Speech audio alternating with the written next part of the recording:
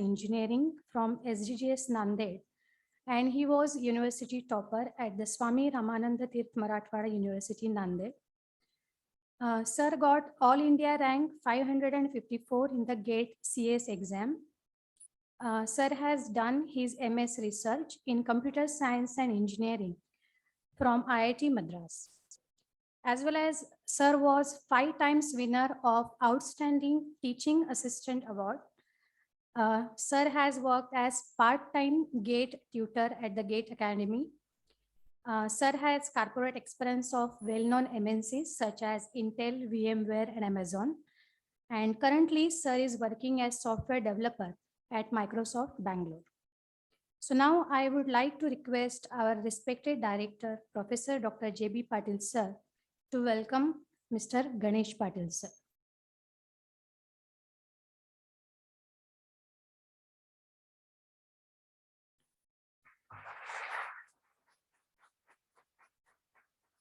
Thank you, sir. And now I will request Mr. Ganesh Patil, sir, to start the session. Okay, our director, sir, will have some conversation with you. Good afternoon, all. This is basically the power of social media, I will say. I saw some comment in our HGGS group by Ganesh. And then I went to his account and found that he is alumni of Pratap College, Ammalner. So where I have also studied. He is alumni of HGGS, where I also studied.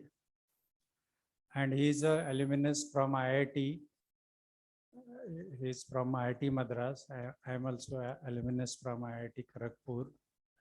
So many close things. And then I went through his YouTube video and YouTube channel. He runs a channel. So every video he starts with, he wants to give something, and I have an interaction with him in my office also in the morning. So he wants to give something to the students, wants to do something in the education field.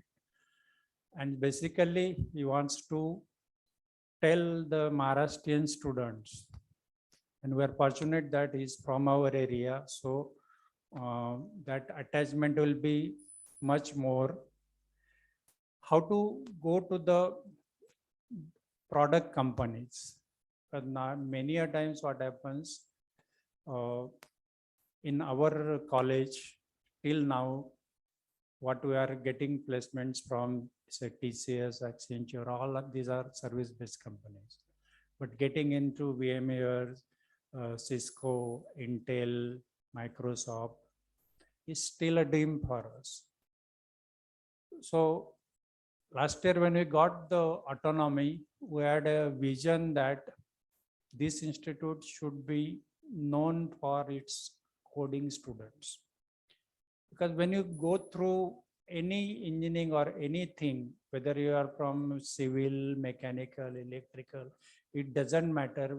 If you are engineer, you are expected to code.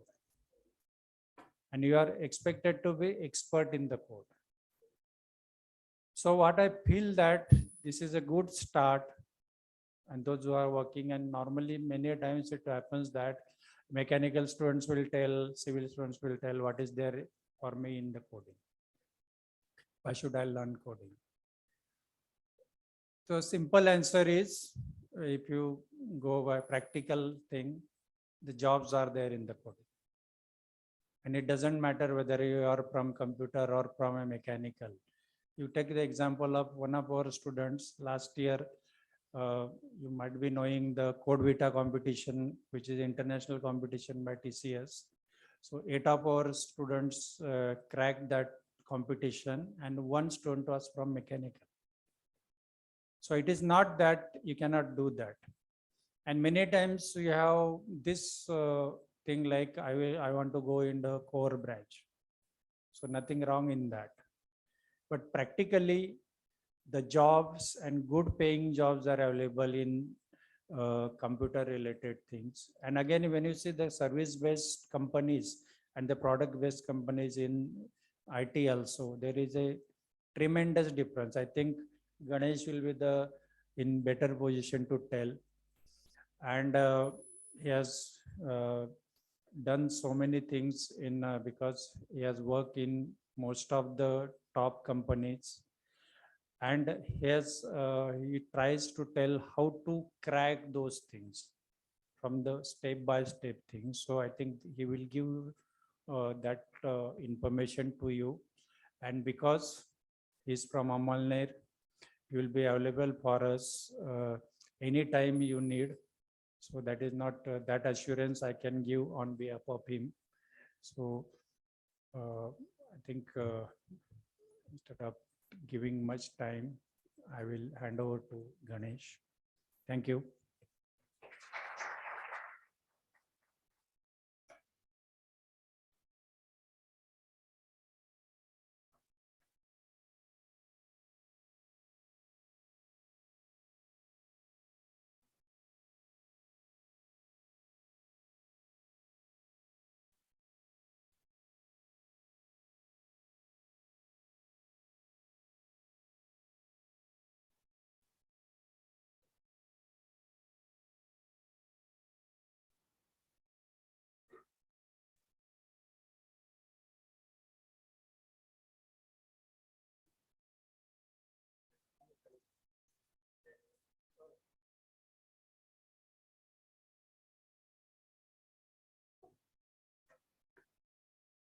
Okay, thanks a lot, Jayant Patil sir. It was really a pleasure to get connected with somebody who has passed out from your 12th college till engineering and then IITN as well. So thanks a lot for reaching out to me. And before few days, I made a video because MST CET results were out, and I wanted to tell students which engineering college they can opt for. So I had a various list from Pune University, Mumbai University, and there was a section for others.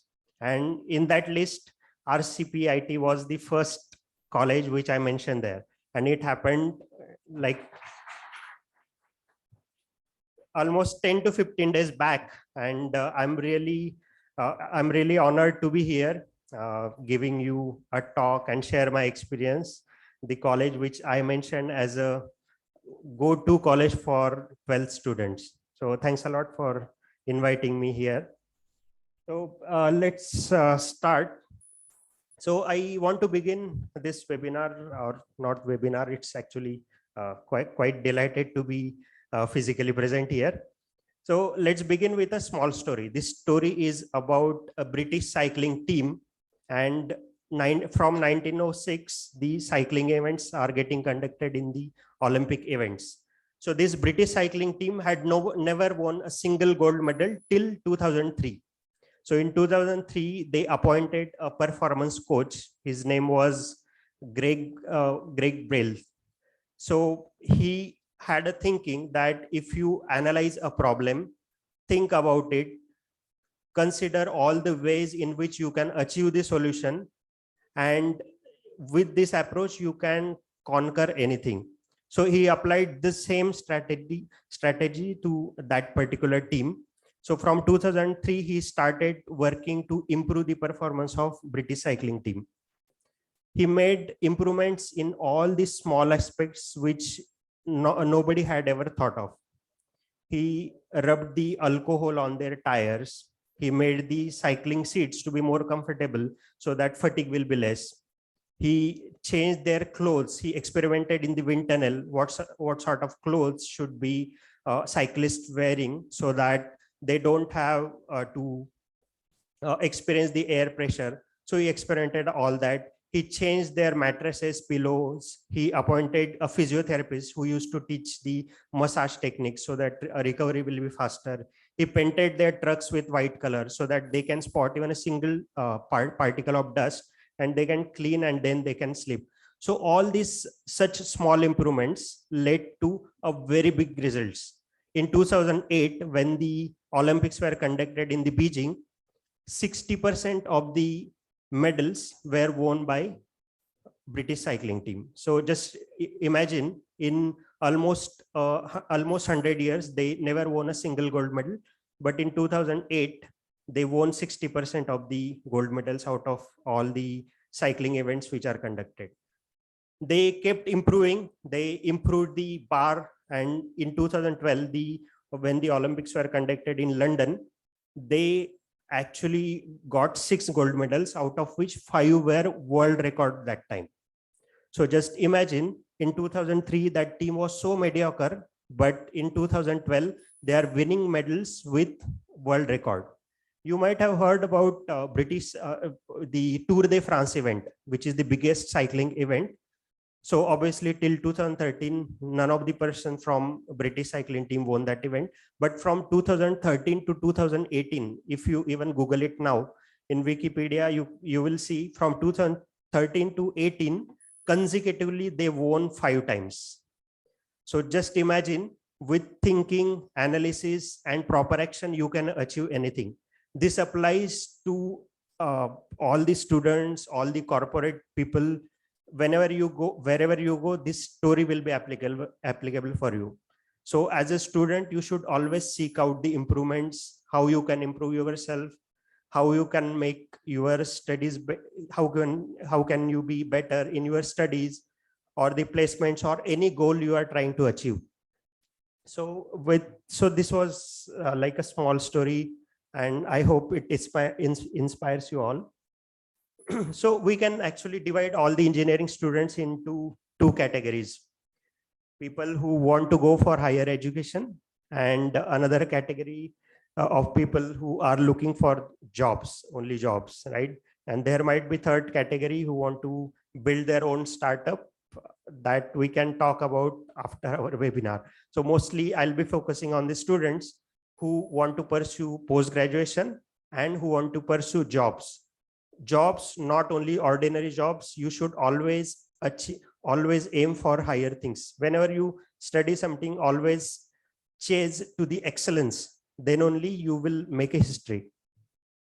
So if you want to go into technical side, then masters or MS, we say you can do it in abroad, or you can do it in India. In India, we popularly call it as MTech. And if you are fed up with your engineering stuff and you want to go into management side, then there are 2 courses. You can go for MBA, or there is PGDIM and PGDSM. These courses are also really good. These 2 courses are conducted only by one institute called NITI. I'll be talking about that also. So for MS, for doing your MS abroad, obviously you need to write GRE, IELTS, TOEFL, depending on the region where you want to go. It also has some pros and cons. In the pros, I will say it takes less duration. If you are doing MS abroad, it will take only 1.5 years. But in India, it will be 2 to 4 years.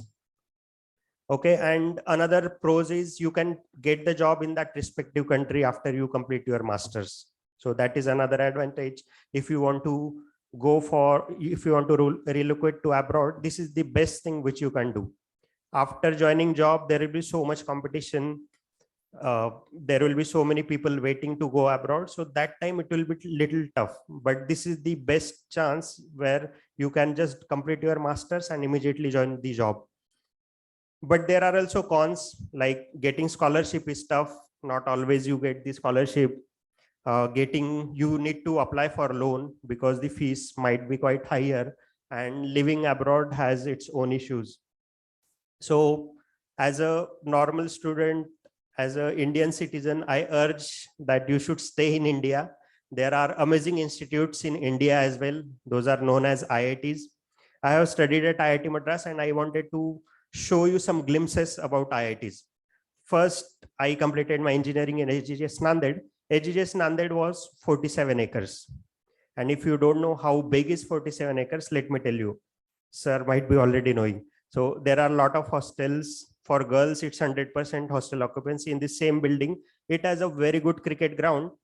All the important matters of that SRTMU University get conducted in HGGS Nanded. It's of that high quality. And the size is just 47 acres. If you look at IITs, even the smallest two IITs, which are Delhi and Roorkee, those itself are like 5 times bigger than SGGS Nanded. And if you go to Bombay, Madras, Guwahati, Kanpur, those are like 500 to 1000 acres. When you cross 500 acres marks, you need to have cycles or buses to commute around from department to hostel, hostel to mess. You need to go on cycles or buses. So in IIT Madras, there were buses and cycles which we used to use. And the biggest IIT where your director sir has been there, it is 2100 acres. So just imagine the scale. So IITs are that big. So when I was at engineering, I had never visited a single IIT.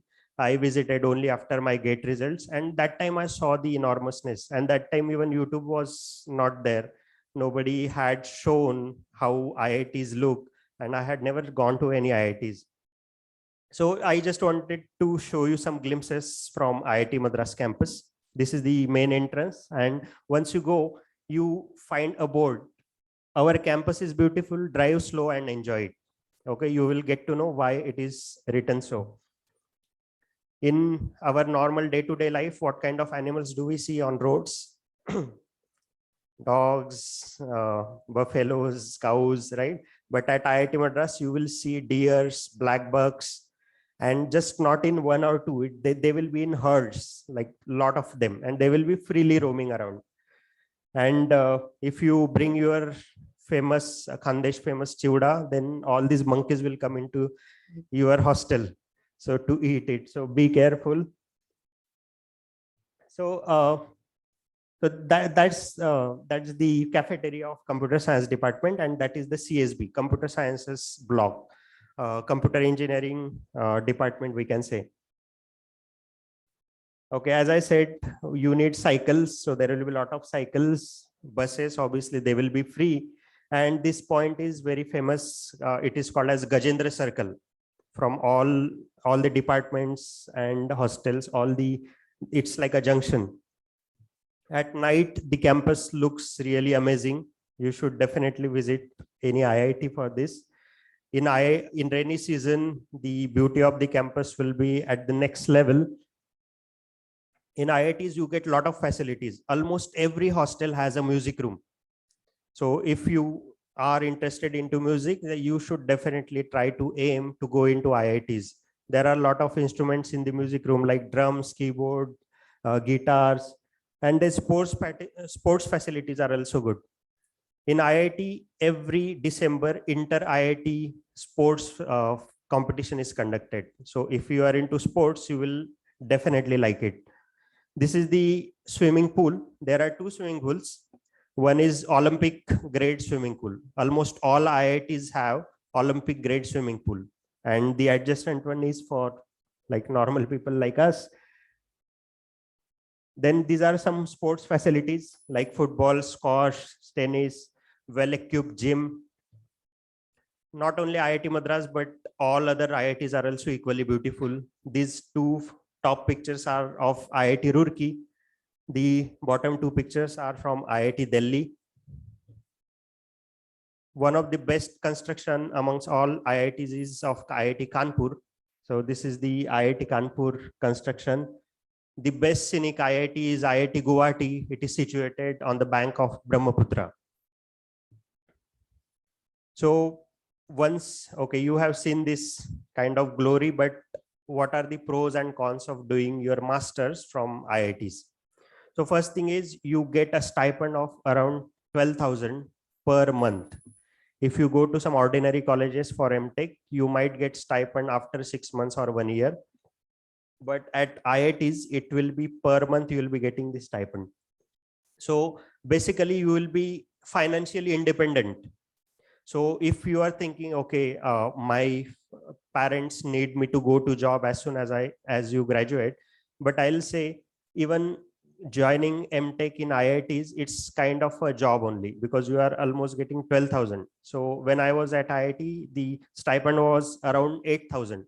But even from 8,000, I used to send few bucks to my home. So like there will be a lot of savings because expenses will be very less. At IIT, after doing your masters from IITs, you get a very good brand. And with this brand, you can get calls from almost all the companies. So nowadays, if I just apply for Google, Microsoft, Amazon, the next day I'll be getting calls. So same thing can happen with you with this brand. And obviously placements are really, really good. When I graduated from SGGS Nanded, I was placed in the third year itself. That time, even in the third year, placements used to be there. So I got placed into TCS. TCS was offering 3.10 lakh per annum. And when I graduated from IIT, I got placed at Intel, and the Intel package was 4 times of that. So in 2 years, even if you switch multiple companies, you won't be achieving like 12 to 13,000. But with MTech, you can get that jump just in 2 years with MTech. And for other branches, like for electronics or mechanical, you can get into core companies. If people have fascination about core companies, then that is possible only with MTech. Probably in Maharashtra engineering colleges, these core companies like Qualcomm, Nvidia, Samsung, these companies might not come to all the campuses, but at IITs, they will be like freely coming and they will be recruiting. Obviously, you get good pay packages. And at IITs, there are various clubs like coding clubs, entrepreneurial clubs, tech events, cultural events are conducted. So with these clubs, you can actually virtually, you can participate in any club and you can go for achieving that particular product. For example, you might have heard about Ather electrical bike. So that bike was made at IIT Madras in front of me. 2 mechanical students built that Ather bike, and now it's a very big company in Bangalore. So if you just Google Ather, ATHER, that prototype I have seen with my eyes. So that was possible with these clubs. There will be various clubs like for coding. If you are interested in competitive programming, those clubs are there, robotics clubs. IITs have these tech events. If you see the nearest IIT, IIT Bombay has Tech Fest, which gets conducted in January, and Cultural Fest, Mood Indigo, which gets conducted in December timeframe. So as a student, you should definitely try to visit some IIT for these events. You will really see the scale and the enjoyment which you can have at IITs. So we have seen, okay, postgraduate from IITs, people actually only know it's MTech, but it's not true. There are actually 3 flavors to that.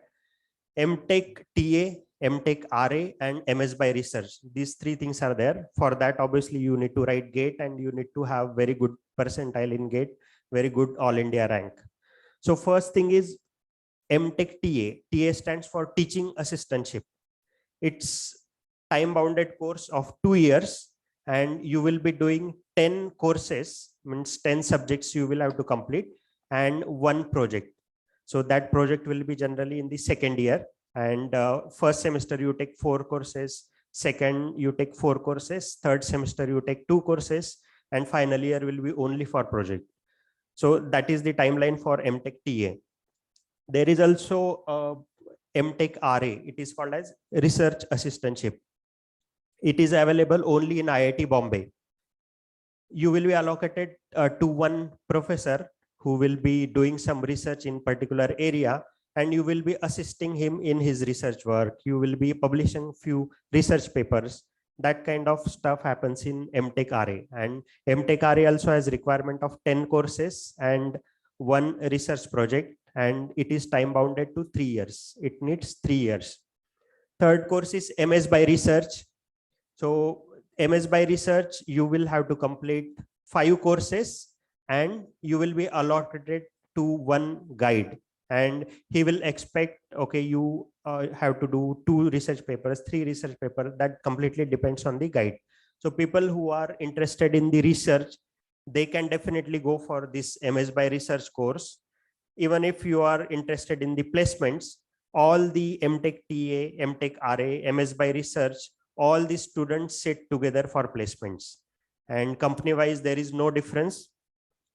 you get all, if you just clear the written test of that particular company, you can, and if you clear interview, you can get selected. So, but MS by Research opens the doors for PhD as well, because it's kind of a mini PhD. But it is, so the disadvantage in this is it is time bounded to 2 to 4 years, because you will have to complete 5 courses and research papers. And you might have heard that research paper might not get accepted immediately you submit. There might be some iterations, there will be rejections, and that's why the timeline increases. So that's why it is 2 to 4 years. Then you can do direct PhD from IITs immediately after you graduate from bachelor's. So that is also possible. For that, you need to have a valid GATE score. It shouldn't be like within 500 or within 1000. It should be just a valid score, and you can apply to direct PhD positions. So you might wonder how direct PhD is possible, but it is possible because few people who are doing MTech or MS, they also upgrade themselves to PhD. So that is possible. So virtually they are doing their PhD after graduation. So that is also possible. You can explore this option as well. And for PhDs, you get a very good stipend. It is around 38,000. And it needs around 5 to 6 years, at least in India, in IITs. There are also positions called research associate positions at IITs. Many people aren't aware about this. This is not a degree, but this is just like a job. I'll be explaining that in the subsequent slides as well. So for getting into post-graduation, obviously you need to clear GATE with very good rank, right? And how do you start GATE preparation is whenever you decide, I want to go into technical stuff, you can start your GATE preparation. Always I say first year is the first best chance when you can start your preparation. Earlier is always better. I'll just tell you a small story. You might have heard about Usain Bolt. He is the fastest sprinter on this planet. He can run 100 meters in just 9.5 seconds. So if I ask you, can we win a race against him? The answer will be no, right? Because nobody can run that fast. But if I say everybody in this room can win this race, if I tweak one small condition, and that condition is for all of us, race will start 5 minutes earlier than Usain Bolt, right? So in that case, what happens? By the time you finish this race, Usain might not even started the race, right? So you are already a winner. So always emphasize on starting early. If you are first year engineering students, don't think that GATE preparation or CAT preparation you can start in third year only. No, right from first year you should start. There are few subjects which are there for GATE from the first year itself. I can talk about computer science. Mathematics is subject, probability, then C language, which is known as programming language concepts. So all these subjects are right from first year.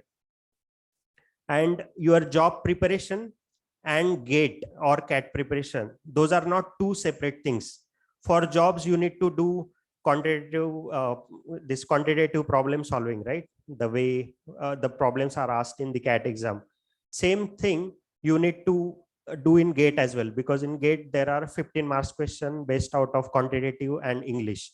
So somewhere there is an intersection. So don't think that these two are different things. If you are going for GATE or CAT, just go with that flow, and whenever a placement comes, that time you just prepare for placement, so you get the job also, as well as you have very good preparation for GATE and CAT.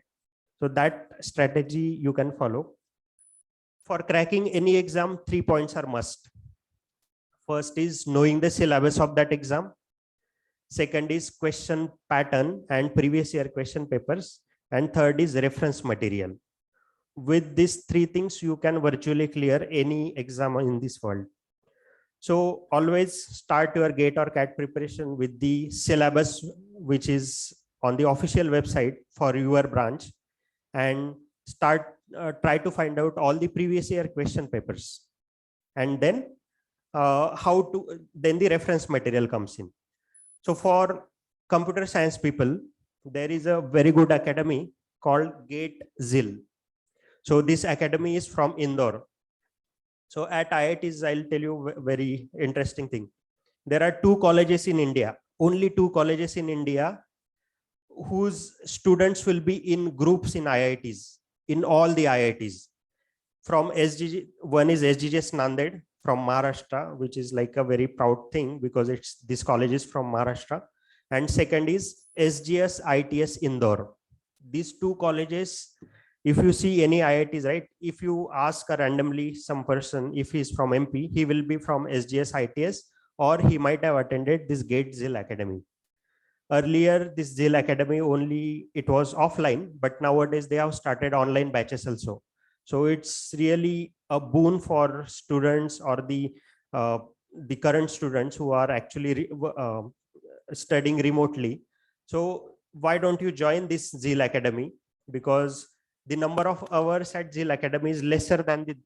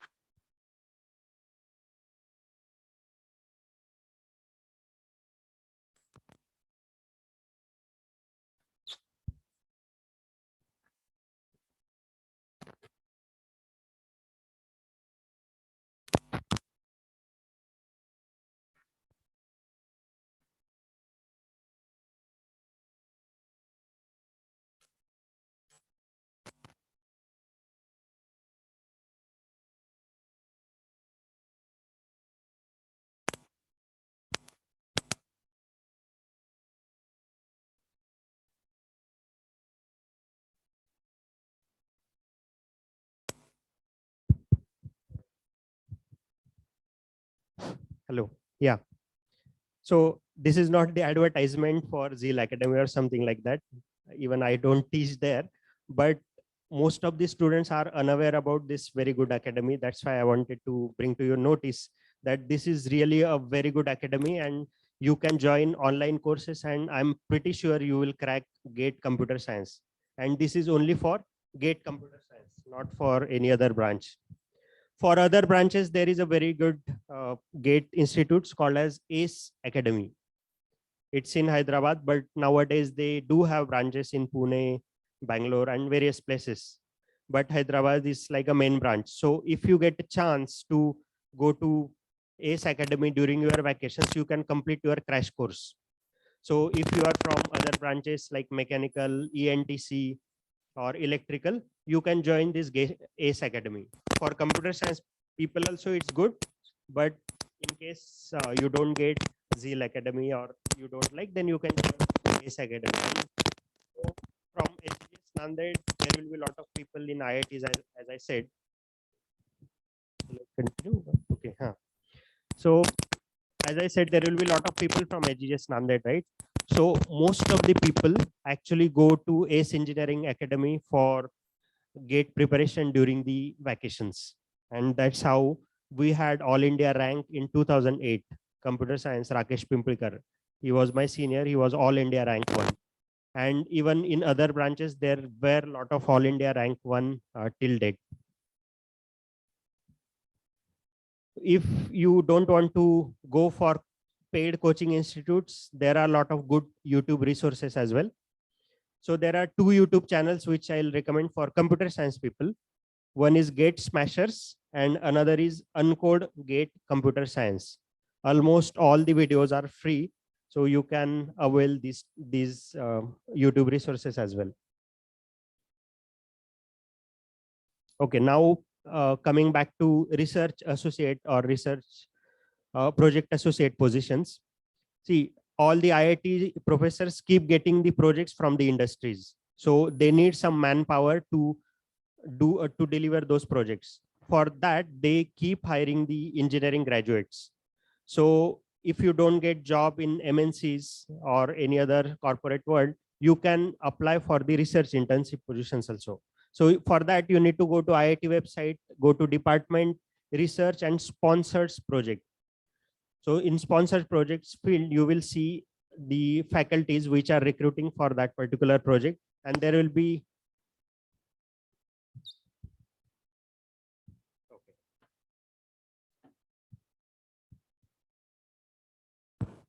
okay, and you can check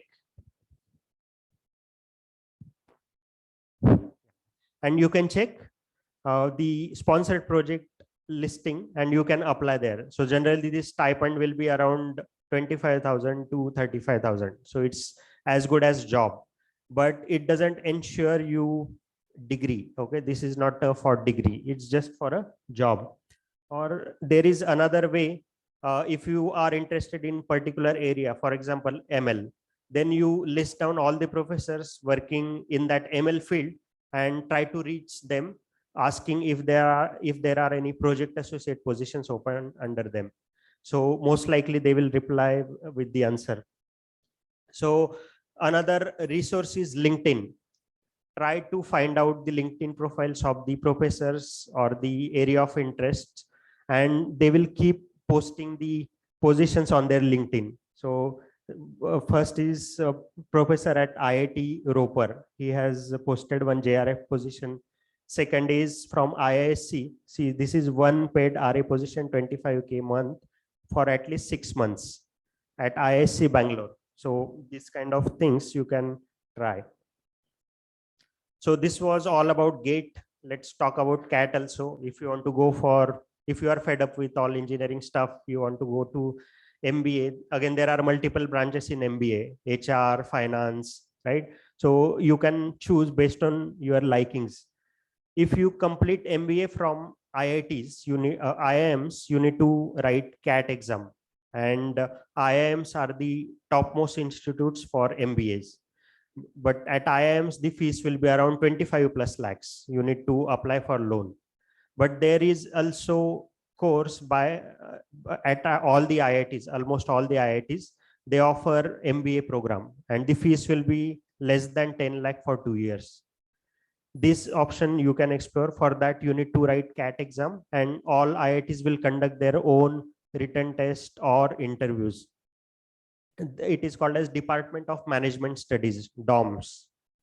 So all these IITs have these MBA programs, and there is also CET for MBA, which engineering graduates can write. And there are good colleges like Narsi Munji, Pumba, Symbiosis.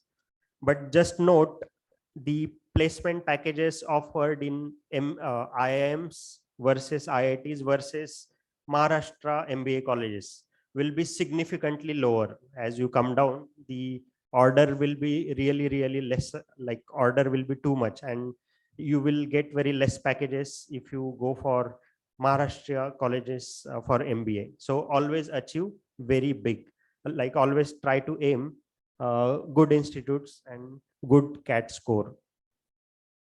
This is the sandwich course of technical as well as MBA. There is a institute called NITI, National Institute of Engineering, Industrial Engineering. They offer 2 courses. One course, PGDIE, that is called as Postgraduate Diploma in Industrial Engineering. The admissions are conducted using GATE, and PGDIM through CAT. So this is also very good institute you can aim for. Now let's talk about everybody's favorite, jobs. Okay.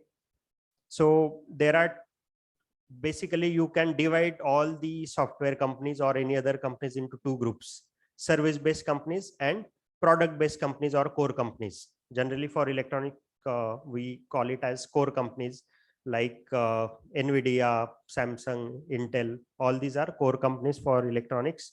And for computer science, the product companies are like Microsoft, Amazon, VMware, Flipkart.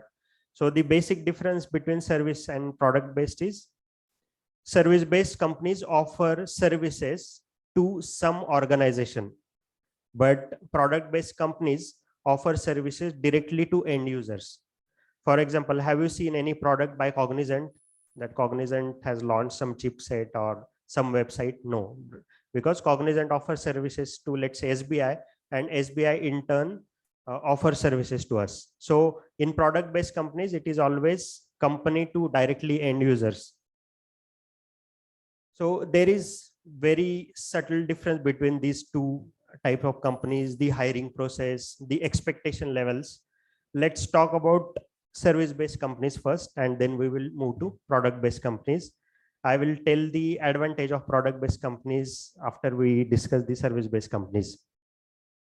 For service-based companies, mostly there will be aptitude, English, and you just need to have basic knowledge of programming.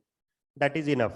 And for aptitude, you can follow R.S. Agrawal book for quantitative aptitude, and you can just prepare from Geek4Geeks or similar platforms, and you can find out the previous year question papers for that particular company. The cracking service-based companies will be much easier. Then most of the companies do focus on the soft skills. Also, few companies do conduct group discussions. So you need to be very good at communication skills as well. So if you are shy person, I will really recommend you should level up. You should try to speak more. You should try to attend, participate in some events so that you get that courage and you can talk fluently, at least in English, right? So for English, these are the must do things which as an engineering student you should do. Then nowadays companies like TCS, they are conducting all India level test like CodeVita. If you crack CodeVita, then you can get interview calls from TCS. There is also one exam by AMCAT. If you get good percentile in AMCAT, many companies actually look out for the open positions from AMCAT, and they can directly reach out to you. You should always have very good quality projects on your resume. If your resume is very dull, people will not even shortlist you. So try to have a very impressive resume. I'll be showing you some samples as well. And try to do projects on your own. Okay. Most of the people actually go for paid projects. They will just pay somebody and get it done. So that is very bad thing. You should have your project number of people in your project, very less number of people should be there. Reason being, what happens if there are 4 people in your project? What happens? Only 2 people will be doing the coding. One will do documentation and one guy will do presentation. And most of the credit goes to that presentation guy, right? It happens. So as an engineering student, make sure you have less number of people in your group project, and don't ever go for any paid things. You should always do your own.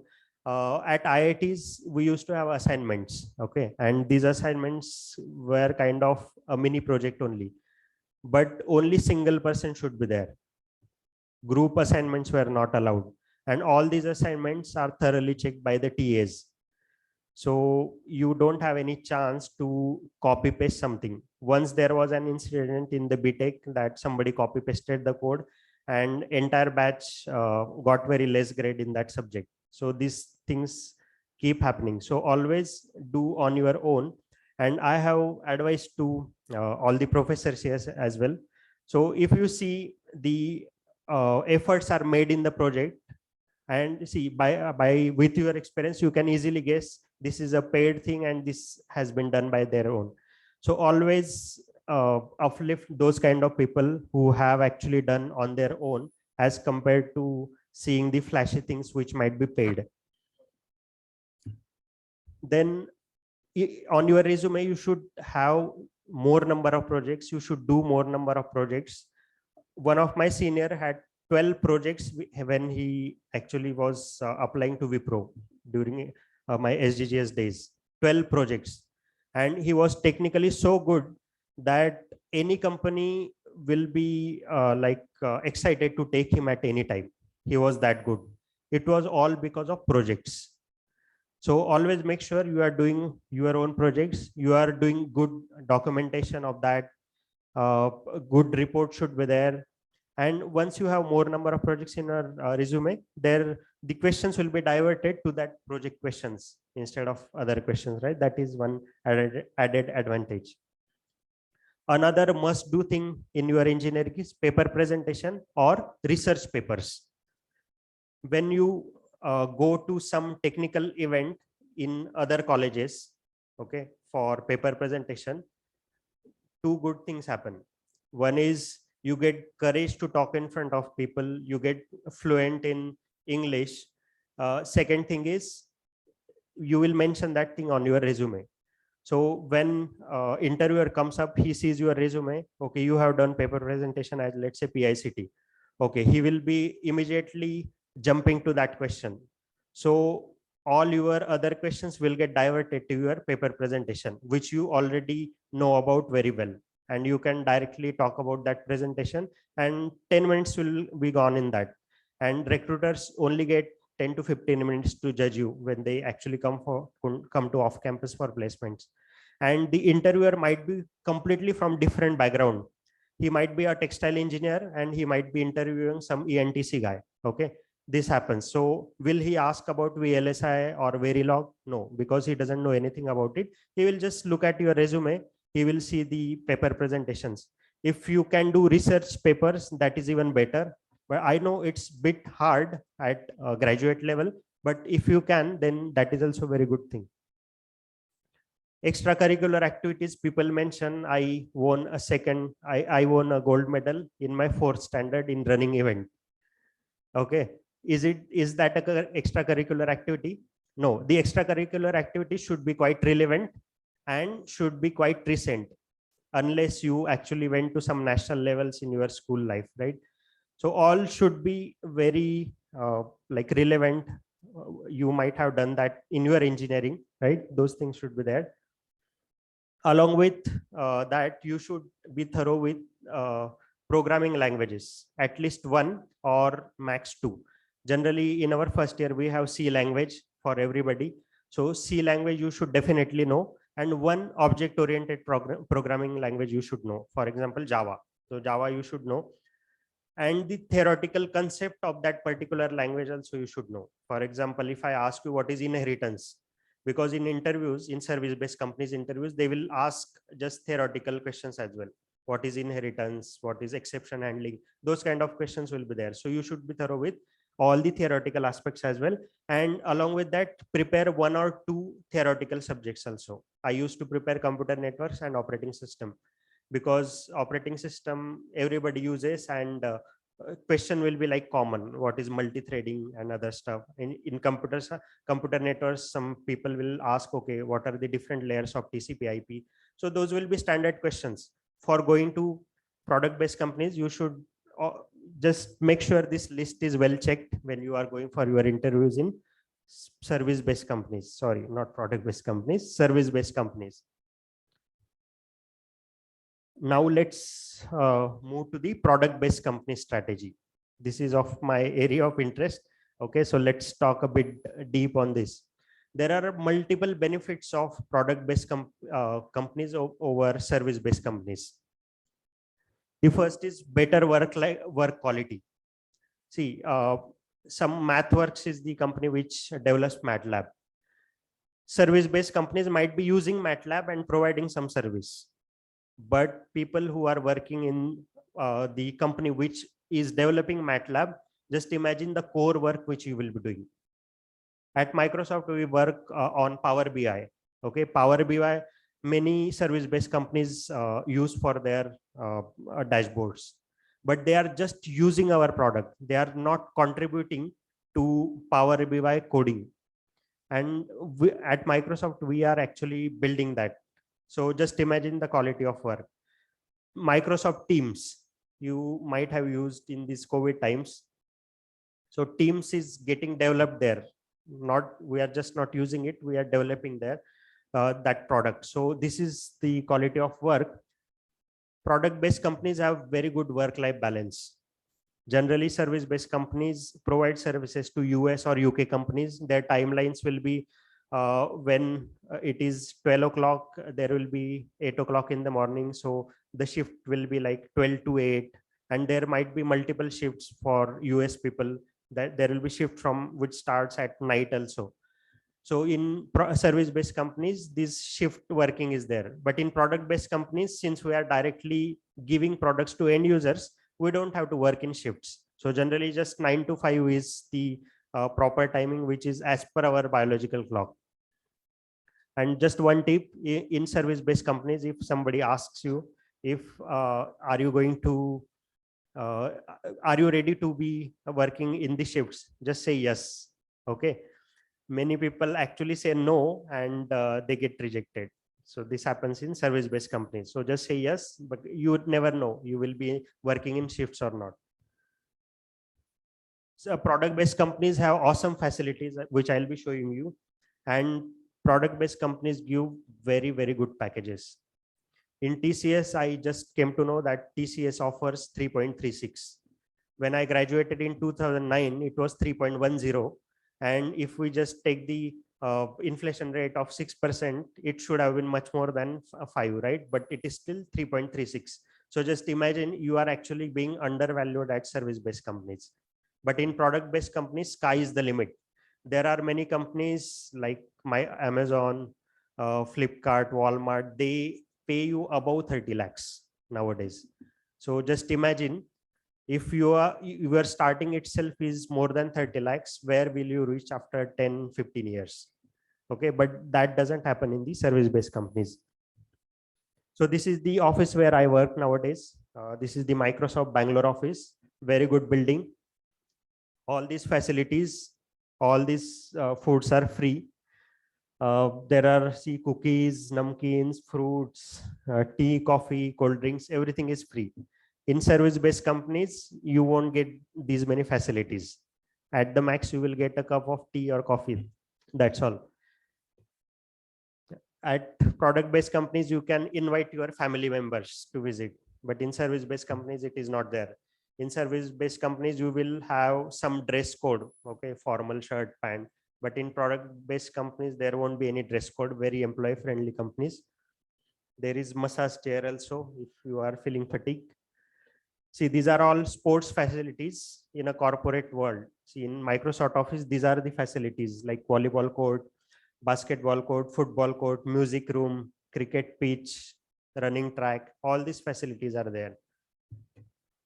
You also have celebrities visiting your events. He is Kapil Dev. He came to our last year's annual offsite. So let's talk about the preparation strategy. Product-based companies will focus only on your data structures and algorithm skills. No theoretical, what is exception handling, what is inheritance, no, only programming knowledge, okay, your data structure and algorithm. Any language is fine. You can code in any language. If you like Python, it's okay. If you like Java, that is okay. If you like C, that is also okay. But I will recommend don't use C, because C doesn't have hash map and hash sets. Most of the problems in these product-based companies can be solved using hash set and hash map, and C doesn't have that. So I will recommend you use Java or Python. For electronics, okay, then another will be system design round, high level design and low level design. Generally, HLD and LLD will be required after you have some experience, like 2 years of experience, let's say. Generally, for BTech level, they won't ask you system design. For electronics people, front end analog and digital, VLSI coding, verification, backend layout design, you should be thorough with. Verilog coding, again important for electronic students. And as a theoretical subject, you should be good at communication systems, control systems, microprocessor architecture, and very booming microelectronics as well. So these things you should do to go into core companies. Okay, now let's focus on the data structure and algorithm part, which generally these companies expect. So even if you are from any branch, okay, you can still apply into product-based companies. Okay, this software industry is quite accommodating. Let your branch be textile, mechanical, civil, any branch virtually, but you can still be good at programming, and then you can clear the product-based companies. So if you feel that, okay, I had very less score in MSTCT and I didn't get computer science IT, but you can change that now.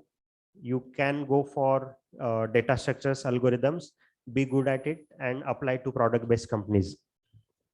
So this is the basic starting block. Okay. For algorithms, data structure is the building block. The way we have foundation in for any building, the same way this data structure is actually foundation for all the algorithms. So you should be thorough with the 21 problems which I'm giving you, and these problems will be shared with you all. Already videos are there. I'll be sharing that. You don't have to note it down right now. So always you start with some editor which you are familiar with, or you can go to online editors for that particular language. For example, Java, you can just search online editor and you can start coding on that. You don't have to have a fancy machine and fancy editors for it. Just try to write a hello world. If you can write it, compile it, get the output, you are set. You can go for the next level of problems. For preparing data structure algorithms, you should do these two things. You should build that data structure and you should traverse that data structure. Okay, building and traversing that data structure. Traversing means just printing the elements of that data structure. For example, tree is there. You traverse the tree, it means you just print those elements. And second thing is you should be able to solve a problem on that data structure. Okay, these two things are very important. So before starting, you should know functions, methods, what is pass by value, pass by reference, because in interviews, you will be writing only a function or the method. Okay, in Java, we call it as method. In C, we call them as functions. So let's say for simplicity, I'll call them as methods only here. So you are expected to write only a method. There will be some input and they will be expecting some output. You don't have to write from hash include or import package. Okay, only method is expected.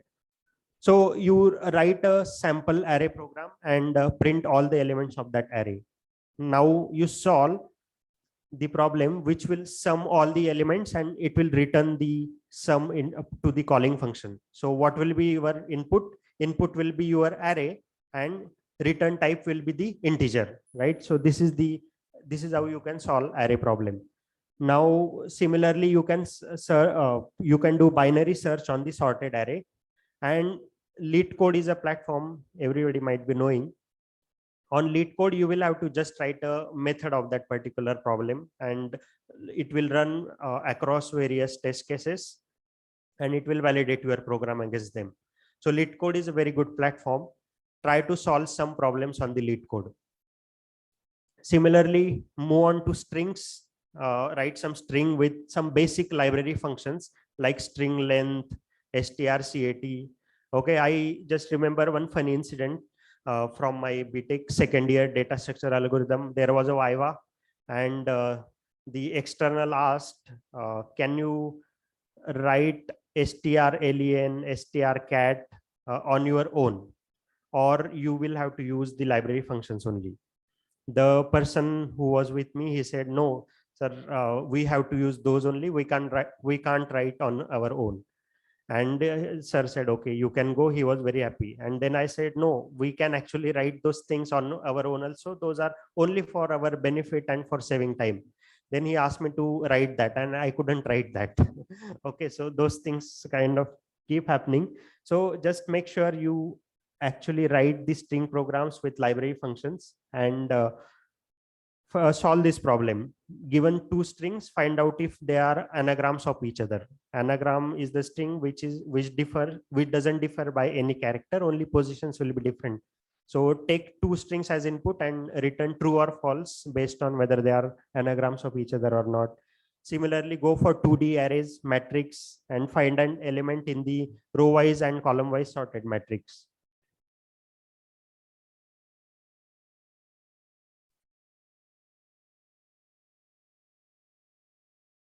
Next is linked list. Same thing, build a linked list data structure, traverse it, solve a problem, nth node from the end of the linked list. Similarly, do for binary tree, binary search tree, and graph.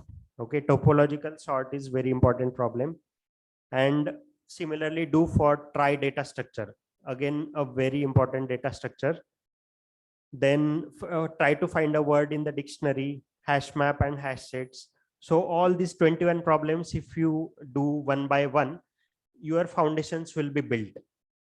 Your foundations for data structure and algorithm will be pretty strong, and then you can solve next level of problems. So make sure if you are aiming for product based companies, you are doing these two things. Okay, for this as I told, you need to solve the problems on the LeetCode platform. So there are LeetCode has two versions. One is free and one is premium. As a student, if you are just beginning, you don't have to opt for the premium version. There are a lot of free problems which you can solve. So there is a list of 100 interview questions which is free. You can try to solve all those 100 problems. Then another very good platform is Geek for Geeks. So it has all the data structure algorithm topics along with code. And if you go to their website, you will see a section called company interview experience. So whenever you are applying for product based companies, just make sure you are going through the previous experience of that particular company and the question asked in those companies. Then for getting you started, there are very good YouTube channels. If you are beginner, I will suggest you go for My Code School. This YouTube channel is very good if you want to cover binary search and sorting algorithms, building trees, linked list. This is very good YouTube channel.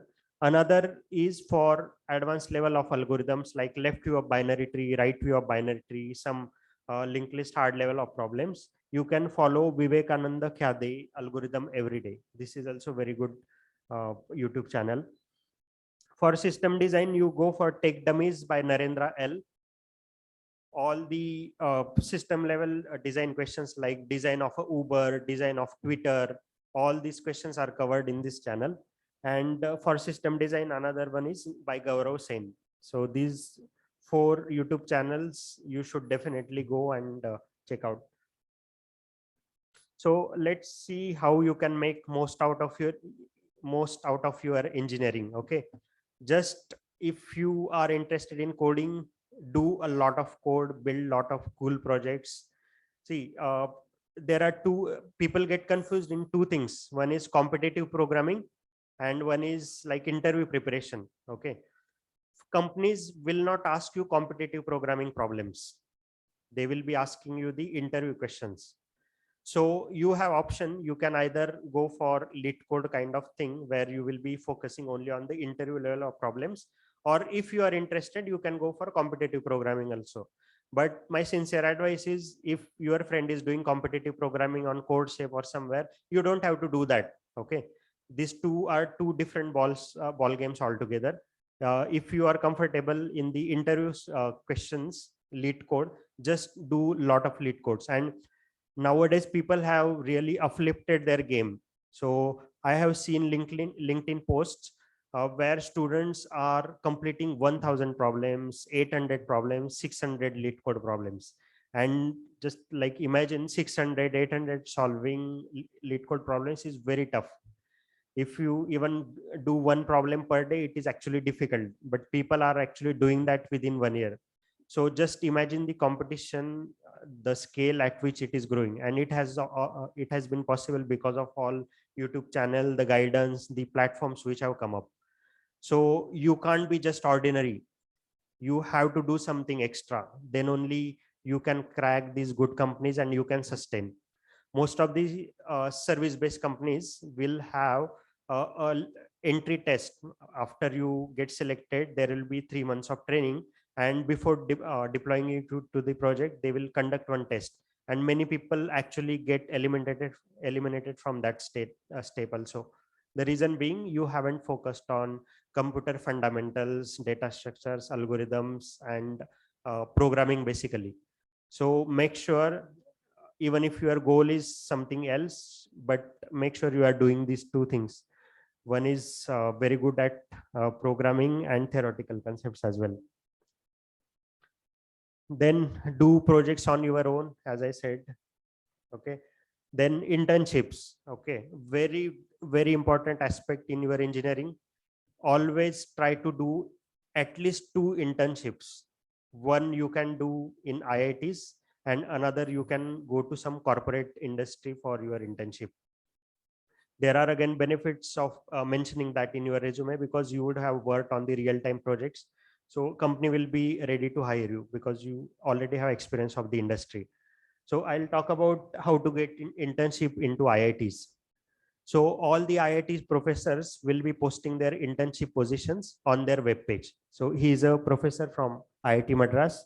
And if you go to people, the computer science department website, people, and if you find there, you can see, I offer remote internship, and he has given some criteria. For that, you need to clear one test, which is like a programming question. And once you decode that programming question, you can send that code, he will evaluate and he will offer you internship. And this is a remote internship. You can work on your own at home. He will obviously guide you. And if he is satisfied, he will offer you internship certificate. So these things, this type of posts will be there like with all the IIT professors. If you are interested in some area, you can directly approach to that professor, directly email and ask if there are internship opportunities. So I will prefer after first year or second year, you apply to IITs for internship. Okay, this, and second is in the companies. Even if the company doesn't pay you the internship stipend, that's okay, but you will get the experience. So even if you are getting no money, or let's say as small as 5,000, but opt for it, go there, have experience of around 2 months of internship, you will be a different person altogether in your engineering. Build lot of good projects, get hands on full stack development.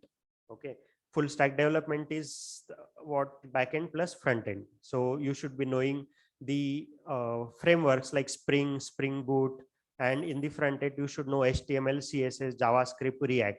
Nowadays entire world is on React, so you should know both the stacks so that you will be a good engineer in future.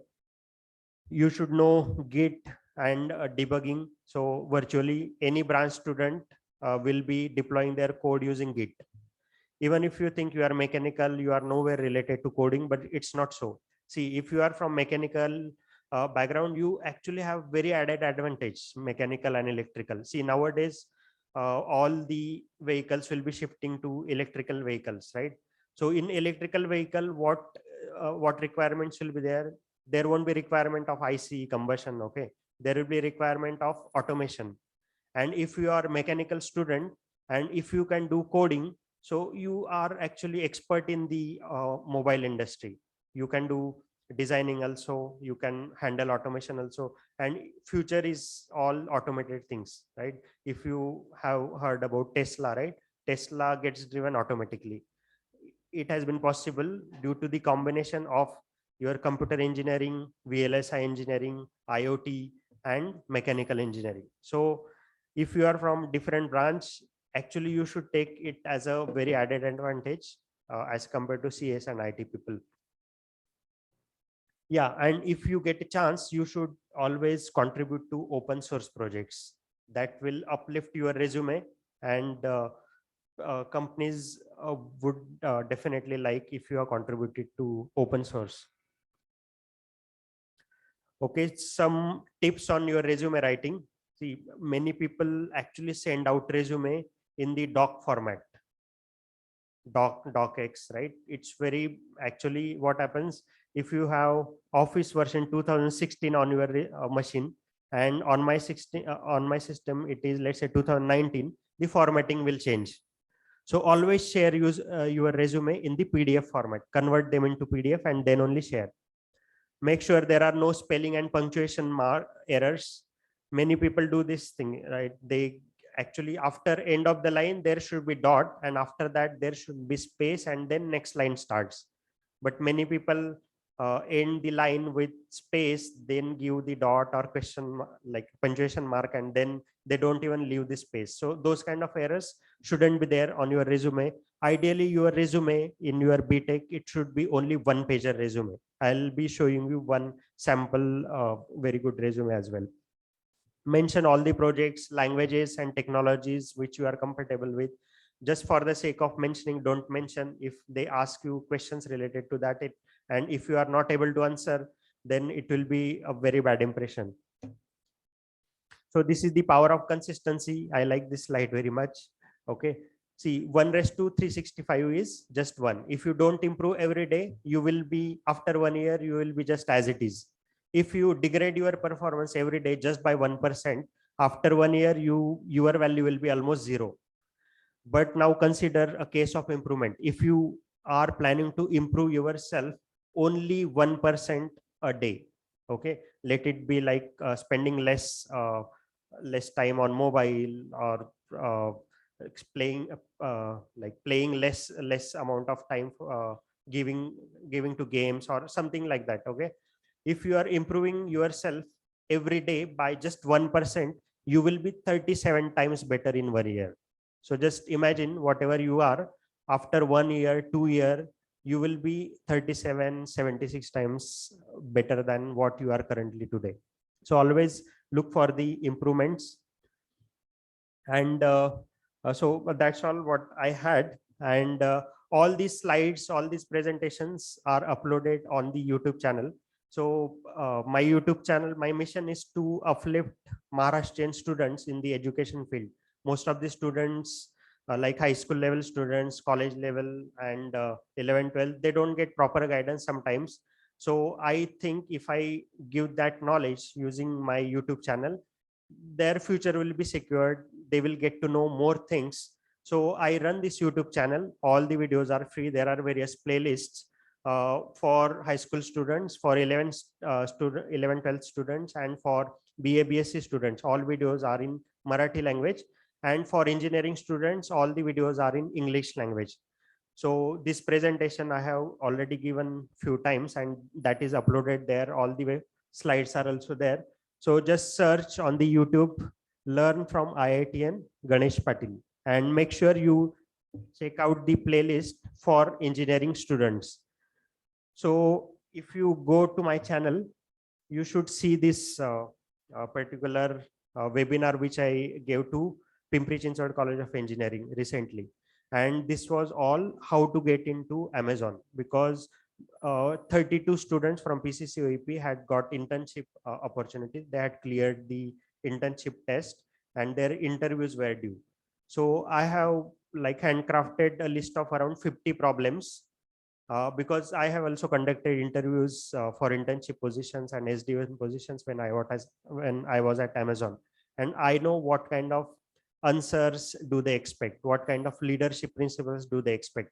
So all these things are there in this video. So just make sure you check that out. Once you do those workshop problems, the 21 problems, you can go for this list. This has around 50 problems which you can solve, and virtually you can crack any product based companies with this. That's my like 100% guarantee. If you do these problems, you will definitely clear it. So that's all what I had. So if you have any questions, we can take that.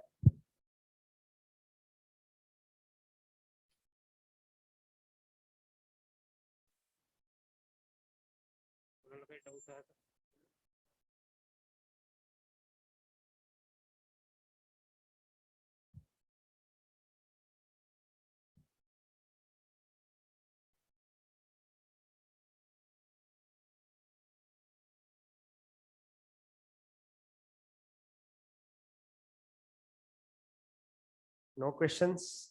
So was I very clear, or it was too boring? Because if there are no questions, then it feels like something was wrong. Yeah, please. Yeah, you can just sit and relax. Just you can sit down and ask. Under what scenario, how to use a one programming language? You mean how to choose one programming language? Okay. See, if you are going into data science and AI ML roles, Python is widely used. But for all industry level projects, Java is widely used. So if you want to start with one programming language, I will suggest Java. And if your aim is to go to data science positions, data engineering, then Python is very good. So this is how you can differentiate. But as a computer science student, I will suggest just go with Java. That's fine. Thank you.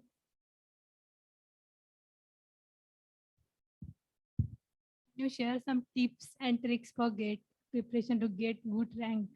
Yeah. You are in which year? Third year. Okay, fine. Computer science.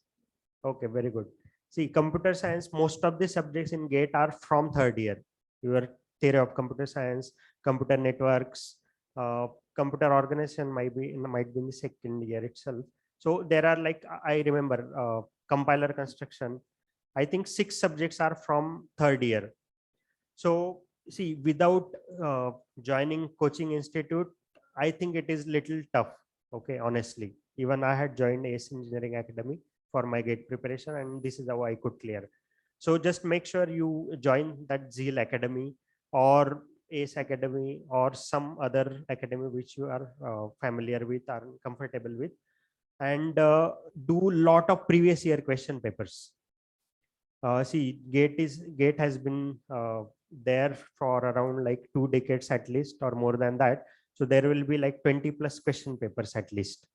So make sure you are solving all of them. And once you solve topic wise, you will be going to have your assessment on the entire paper. So just sit down for 3 hours and try to solve one paper, so that you will come to know, okay, am I able to recollect all the formulae, all the concepts, and I'm able to apply or not. So try to aim you score above 65 marks always. So then your rank within 500 will be secured. Yeah, please. Yeah. Mhm. Sir, as you have various kind of experience in lot of MNCs like Intel, Amazon, so which is the basic or most common thing you find in those MNCs that a particular student should require? Okay, very good question. See, all these companies, like skill wise, is at the entry point. At entry point, you should be very good at data structure algorithms and problem solving, because all the 4 to 5 interviews will be based on the programming skills. All the like, they will give one problem, they will expect you to solve in the most optimal way. The solution shouldn't be like order of n squared. Okay, nobody would like it. It should be order of n or n log n, something like that. Okay, so first quality is you should be able to give the most optimal solution. And once you join the job, right, you should actually take up any task. Okay, and you should strive it to the completion. If you are not able to do it, then they might kick you out. So as simple as that. So always have a very good technical grip on your frameworks like Spring Boot, your Java concept, Lambda functions, and then only you can code faster. You should also learn how to write unit tests, how to build pipelines like CI/CD pipeline, right? DevOps we call it as. So DevOps nowadays, it has been a world of unified engineering. The one engineer will be doing right from design, documentation, implementation, testing, and deploying. Earlier there used to be different teams for all of them, but nowadays it is all unified engineering. At least in Amazon, Microsoft, it is all unified. So as an engineer, you should be able to do all the things: gathering requirements, designing it. You should give your proper document to managers, get it approved, implement it, write proper unit test cases, and deploy it, make sure the service is running and it is up. So all these skills you will need. Yeah, please. Can you please pass the mic to him?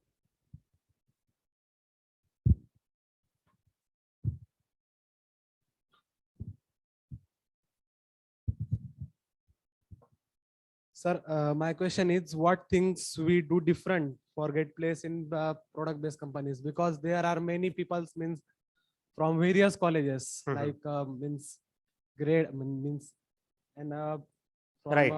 Like, and yeah, service-based company like- people also tried in correct, product-based correct. companies. Yes.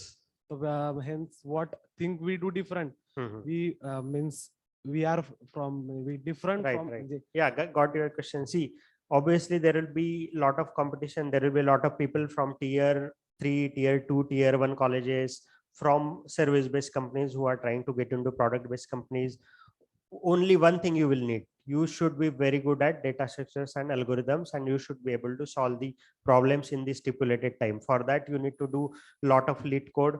The sample I mentioned, right? 1,000 problems one guy has solved. So those kind of some extraordinary things if you do, and you just give your profile to a person who is working in the product based companies and just tell I have solved 500 lead code problems, he will definitely refer you. And that is your preparation to get into product based companies. You don't have to do anything different. Only thing is stick to basics, data structures and algorithms and problem solving. That's all. And along with that, since you would have some experience of 2 to 3 years, you can go for system design questions as well. I have already mentioned that in the uh, these 2 3 channels were there, right? The system design. Make sure you are going through all those videos. Okay, sir. Thank you. Okay.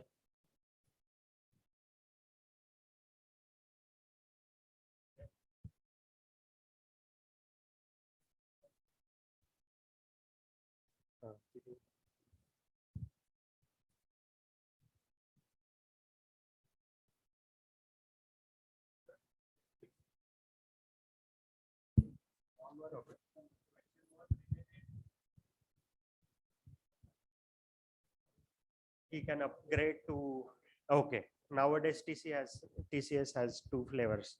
One is higher package. Okay. So TCS, I think they might be looking for the coding skills only in that.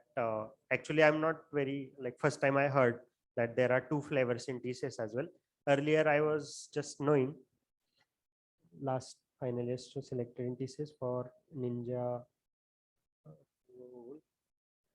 throughout NQT. That should go to digital future research to do. Okay, I actually don't have an answer for this because first time I saw this. But as far as I can conclude that this might be a coding heavy job. You should be good at coding. So again, same thing: data structures and algorithms and problem solving. So with this, actually, why to aim for only TCS? You can actually aim for good product based companies also, like Amazon, Microsoft, Adobe, Walmart. These are all good companies. Mhm. Mhm. Correct. Right. Correct. Right. Mhm. Okay. See, there are 2 flavors in the projects. One is like your web development, and other will be system-based projects. Okay.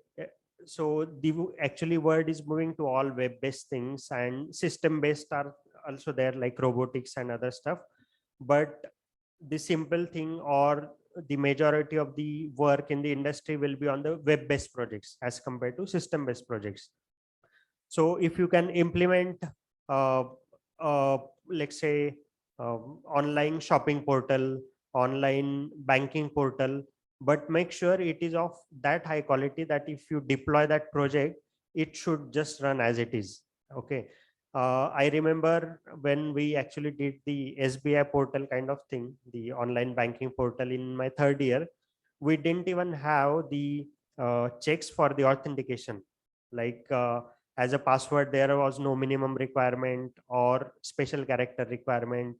And if you just give space also, it was accepting. So all those things were missing that time, and we didn't actually focus on that. So make sure, even if your project is actually small, okay, like building online portal might look very small, but if you are focusing all the smaller aspects, you are uploading that to Gate, you are making the service live on your on some paid portal, then actually it will make a lot of sense. So you will get good understanding of entire stack, full stack, backend databases. You will get the flavor of it. So I will suggest, okay, I'll just recommend that even web-based projects are really good if they are implemented really well. And in the system-based projects, if you are interested in robotics, then those kind of projects are also there. But I have very less knowledge in the system-based projects because actually I never did that. And even now I feel that web development is kicking up majorly as compared to system-based projects. So even those things should be fine, I guess. But mhm. Uh-huh. Mhm. Okay, right, right, okay. During interviews, right? Okay, okay, right, right. Okay, see, as a student, your first job is doing your studies, right? That is the primary job. See, every profession has primary responsibilities and secondary responsibilities. As a, let's say, as a teacher, they have responsibility of teaching. And then whether are they organizing such talks, such events, or they are organizing picnics, that is their secondary job. Similarly, for any doctor handling their OPD, it's his first job. And whether he is participating in some social events or conducting some health camps, that is secondary responsibility. So as a student, your first responsibility is studies. Do you want to build career in the things which are apart from studies? uh, See, if you are scrolling through Instagram posts or playing online games, it is actually wasting your time, right? But are you going to build career in that path? No, because see, there are already good gamers who are actually earning a lot of money via YouTube gaming. So are you at that level? If you want to go for if you want to become cricket player, are you at that level that you are playing to state level, national level? No, right? So you might not build career in that. So just focus on the thing which are primary responsibility as a student. So once you drill down that this is your primary responsibility, then next test starts. Then you should be obedient. See, being obedient, being your body language as a obedient student has lot of advantages. I never got less grades in my practicals. Okay, even if I don't answer, I never got less because I was throughout very obedient. I used to sit on the first row. I used to obey all the things. So like I was kind of an obedient student. So if you can make your personality as a obedient one, you will have a lot of benefits. So as a student, be polite, be obedient, be punctual, and your body language should not be like म्हणजे काहीतरी attitude वगैरे असं असं नाही पाहिजे, right? तर म्हणजे थोडं पोलाइट वेने तुम्ही काही पण लेट्स से तुमच्या शिक्षकांना काहीतरी क्रॉस पण करायचं असेल, but you are doing it in a thoughtful way. तर असल्या प्रकारचं जर तुमची बॉडी लँग्वेज असेल तर I think as a student you will succeed. आणि हेच तुम्ही ज्यावेळी कॉर्पोरेट वर्ल्डमध्ये जातात ते इम्पॉर्टंट असतं. तुम्ही मॅनेजरला म्हणजे असं पायवर करून नाही बोलू शकत ना काही.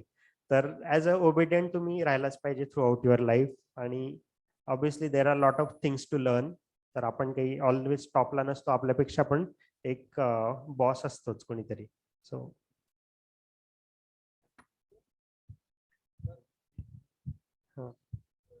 during coding rounds for companies like time and space. Very good question. I actually forgot to talk about this. See, in interview, they will ask you one question. So don't try to jump to the answer even if you know the most optimal solution. For example, sorting an array. Let's say they won't ask you sorting to do a sort on array, but just I'm taking an example. So you know quick sort is the best sorting algorithm. It average complexity is n log n. But don't directly say, okay, I will solve it using quick sort. first always discuss with the interviewer. First, make sure the question which is being asked is right, or I mean is complete or not. If I ask you, okay, sort an array, do you know what kind of elements it has? Does it have, is it a character array, or is it float array, or is it integer array? No, right? So you should, first thing, you should always ask the clarifying questions. So just ask, okay, given an array, can I take them as integers? Just mold mold into your comfortable area, because most of us are comfortable into integer arrays. So just tell interviewers, okay, I'm taking integer array, is it fine? So that is the first clarification. Then tell the brute force approach first. Okay, just tell them, okay, I can just use 2 for loops and I can sort the array, but this is not optimal, I know, because the complexity will be order of n squared, and this is not the optimal solution. Then interviewer will come to know, okay, this is right. Now next level is, I can optimize further, I can try quick sort on this. The average case complexity is n log n. So can I go ahead with writing the solution? Then once interviewer says, okay, go ahead, then you start writing the solution. Let's say the question is completely unknown and you don't know answer at all. In that case, what will you do? See, if you do good data structure and algorithms, right, you can actually group all the problems into areas. Like one set of problems can be solved after sorting and using binary search.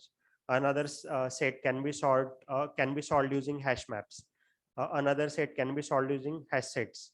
Another can be solved using topological sort. So all these things you will come to know once you do lot of problem solving on the data structures. So if unknown problem is there, try to group into that particular model and try to propose the solution. If interviewer says, okay, no, it can't be solved using that, then just switch to another approach. If still you are not able to do, interviewer will keep giving you hints. Try to pick up those hints and elaborate on them, and then give a final approach. If it is accepted, then you start writing the code. Okay. Yeah. And yeah, before submitting your code, always make sure it is properly, all the edge cases are covered. Make a dry run on that on your own. Make sure all the inputs are given, whatever inputs are given, it is actually running as expected. Then only you say, okay, I'm done with the code. Okay. So, and while submitting, you write down the complexity as well. Like for a quick sort, I will write, okay, average case complexity is n log n.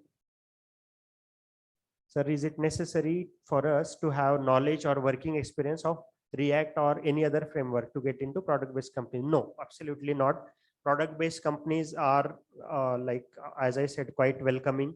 Many people from different backgrounds apply to those companies. So they will just look for data structure algorithms and problem solving. If you are comfortable in that, virtually you can learn any framework. So they will know. So like React and other stuff, even I don't know now. So like that is not required at all. Questions from SY Classroom. Ganesh, please share your interview experience with Amazon, Microsoft. So most of the questions which were asked to me in Amazon and Microsoft were on the graphs, trees, and all those are covered in the video which I have made and which I showed you, right? So just make sure you visit my channel. Just search Learn from IITian Ganesh Patil. You will see a first video of IIT JEE motivation. Just click on that, subscribe, so that all the subsequent videos you will keep getting the updates. So those questions are already covered in Amazon and that particular video, where we can get short-term internship program notification. In fact, there is no such channel which will give you all the notifications, but LinkedIn is a good resource. Visiting IIT professors, if you are interested in into IIT internships, that is one option. And I think LinkedIn is the one. There might be some Telegram groups as well, but I'm not sure about their authenticity. Learning German and Japanese language would be helpful or not? I have never learned, but if you are applying to Germany, Germany is quite booming now. Lot of jobs are there. Amazon has opened its office in Berlin. There is very good company called Zalando. So all these people directly hire from India. And if you know German already, if you have mentioned that on your resume, the chances of getting shortlisted will be higher, I feel. So I think, yeah, that will be better. Japanese Sony company is there. It has its head office in Japan. So if you know Japanese and if you mention that as a first liner, then obviously that will be good. And I'll be showing you some sample resume. Just remind me if in case I forget. Question from SI classroom, sir. Some resume samples. Yeah, I'll be showing that. Which programming language could be good for getting these opportunities? Java, because most of the industry level projects are being done in Java. C, when I was at Intel, there was C language because it's all kernel coding. It has C, but I will suggest as a advancements, you can go for these product based companies instead of those core companies like electronic background, right? So Java will be better, but if you are from electronics background, you want to go to core companies, C should be good. Verilog, microelectronics. Doubt question. Okay, hello sir. Okay, I think there was last one, right? Last one. Okay, I think done. I'll just share the sample resume.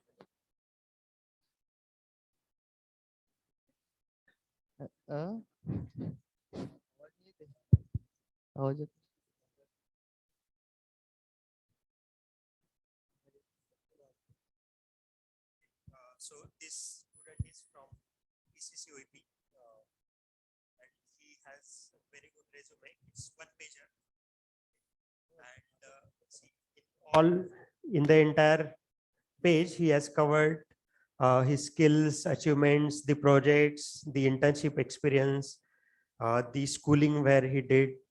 See, all these things are covered in one page itself. So make sure you have resume like this. Okay, I'll share this resume on my Telegram channel. If you go to Telegram, t.me/learn from IITN, I will share these resumes also. Just don't call that or email that guy. Okay. I actually should have taken permission from him, but sorry. And the second one, I'll show my.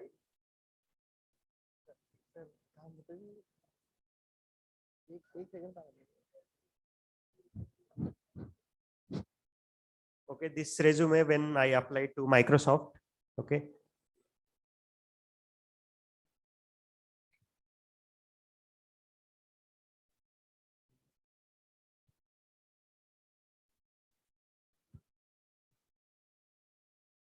Okay, so this is the academic things, the experience on when you graduate, you won't be having industry experience, so that's why your resume should be one pager. But since I had industry experience, so I had mentioned the industry experience and details about projects, so that's why it went to 2 pages. So see, the first thing is education stuff, academic achievements, and then industry experience, the timelines, okay, some research work and publications, the master project, the technology skills, and some personal details like that. So it's just a 2-pager resume. So your resume shouldn't be more than 2 pages if you are industry experienced, and shouldn't be more than 1 page if you are just graduating. Yeah. Sir, I have a question. Yeah, please. How can we web development कशी करू शकतो आपण? काय काय? What is the right way to become a web developer? Web developer, right? See, for web developer, again, 2 things are there. Full stack, which will cover your front end and back end stuff. Web developer doesn't mean you just know HTML. Web developer means you can work on front end, back end, and databases. For front end, the learning path is learn HTML, CSS, JavaScript, React. So that will complete your front end journey part. Backend, for backend, you do your Java properly. Lambda functions you should be able to write. Even if you don't write, that's okay. Let's drop it, Lambda functions. Just Java and frameworks like Spring Boot, Hibernate, and databases. You should know SQL database and NoSQL database. So what is the difference between them? Which database should be used when? Those things you should be aware about. So there is a very good course on Udemy by Dr. Angela Yu. It has around 54,000 ratings and score is 4.8 out of 5. So if you go to Udemy, Dr. Angela Yu complete web web bootcamp, some title is there, but that is a very good course. It has content of around 56 hours. All the things are taught and it costs only 500 rupees. So make sure you are going to Udemy and following that course. So please elaborate about paper presentation. Okay. See, paper presentation, most of the engineering colleges have technical events, technical symposiums, right? And before that, there will be call for papers. You need to submit the abstract. And once your abstract gets accepted, they will ask for the full paper. And then once they give go ahead, you will have to go to that particular college on that event day and you have to you have to present your paper. So that is your paper presentation. So there are a lot of events like PICT has impetus and concepts. PVG has some Vita, something code Vita, I guess, right? So just aim for good colleges. Even if college is not good, just do somewhere wherever your paper gets selected.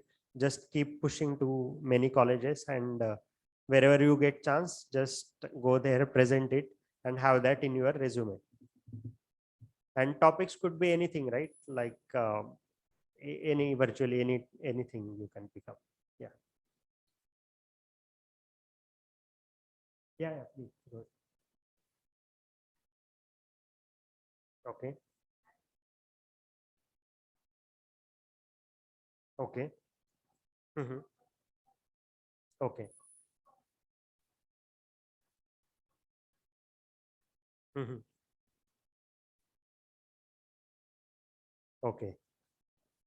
Yeah. See, DBMS, whenever somebody says DBMS, first thing comes to anybody's mind is databases, SQL versus NoSQL. Very good point of discussion, group discussion. You can definitely throw in that question. Give different scenarios. For example, one scenario is where you have lot of details about the time allocations. Let's say you are developing some project where you will be allocating some time to particular user, and if that is blocked, then it will show as red. So let's say this is the project. So give the project scenario and ask them to discuss what kind of database they will go for and why. So few people will say, okay, NoSQL is good. Few people will say SQL is good. Then you should observe what are the supporting points which student is telling. Why SQL database? It has advantages because querying is faster. In NoSQL database, there is another advantage that the number of columns shouldn't match, right? And virtually you can just push up the data without worrying anything. So like it has advantages and the other has disadvantages and vice versa. So make sure you are actually finding out the proper statements which students are throwing, and ultimately you will know for this scenario which type of DB is good. You should also ask what are different examples of NoSQL databases. Like Google Firebase is there, MongoDB, Cassandra DB. All these are NoSQL databases. In SQL, you have MySQL. So this is how you can.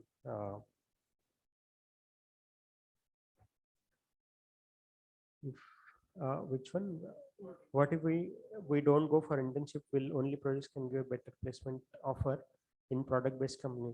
See, for internships is only when you are graduating. At the time of graduation, you should have internship. And let's say you are targeting product based companies and you don't have internship, it doesn't matter much. Okay, It's not like hard and fast rule that product based companies will only look for internship. No, it's not like that. If you just say, okay, I do have thorough understanding of DSL Go problem solving, I have solved 500 lead code problems, then they will be just like putting flowers on you, like just welcome. Okay, you don't have to have internship, but it is added advantage. See, all those things which I mentioned, right? Paper presentation, research papers, these internships, all these are added advantages to your resume. It's not hard and fast. Yeah, please.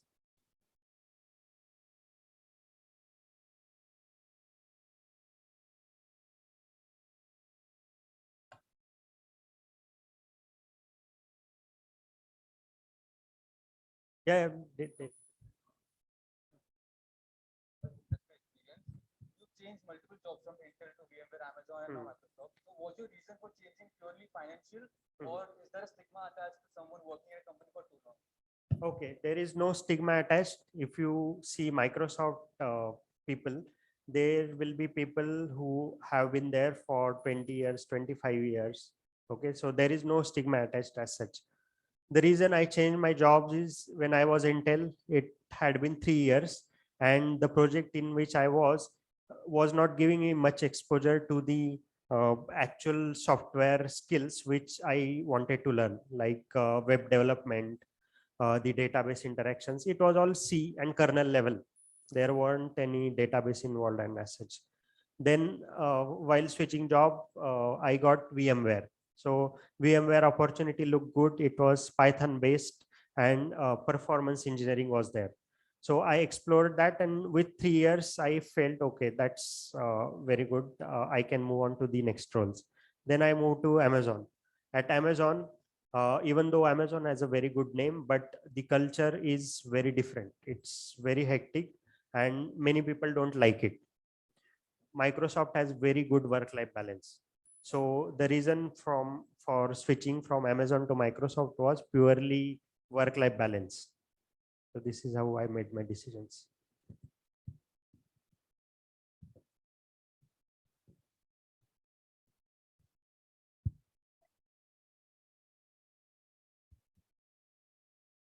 Okay, so one thing is the workshop which I said, right?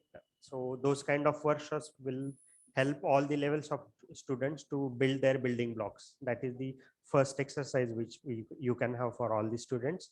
Next level will be the students who are actually really good and are targeting only the product based companies.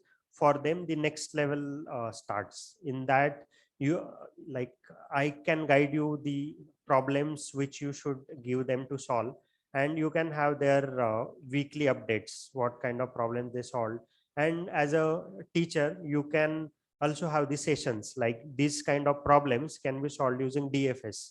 These kind of problems can be solved using BFS. Solve one or two problems in front of them and give the similar assignments to them.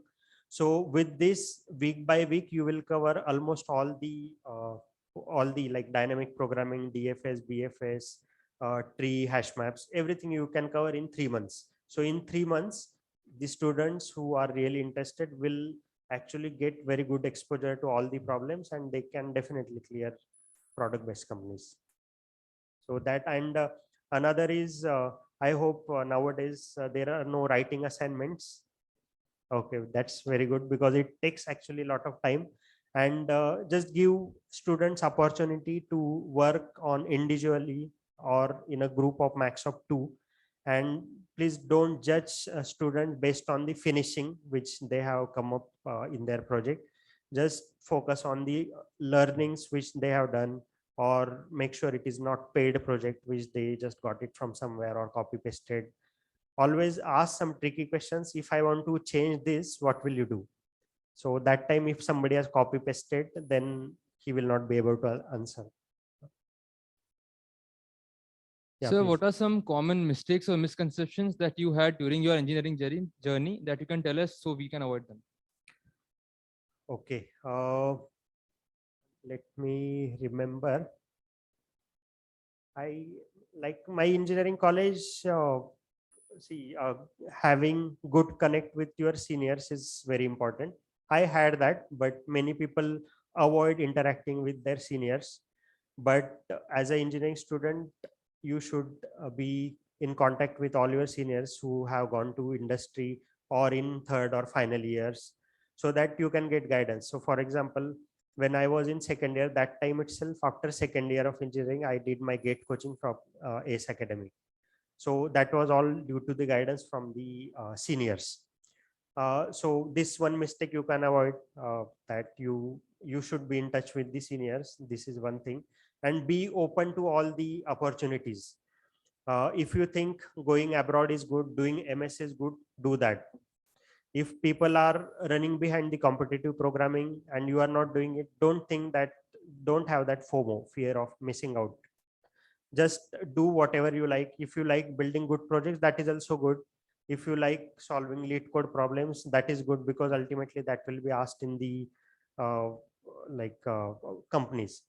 Then another mistake is I never paid attention to some events conducted by Google or somebody. Like nowadays, there are a lot of student partnership initiatives by good product-based companies, like student head of something by Google, student head, something like that. So make sure you are open to that, and try to interact with the people from the industry via LinkedIn or somewhere, and try to invite them into your college to share their experience, and those kind of things you can do. Thank you, sir.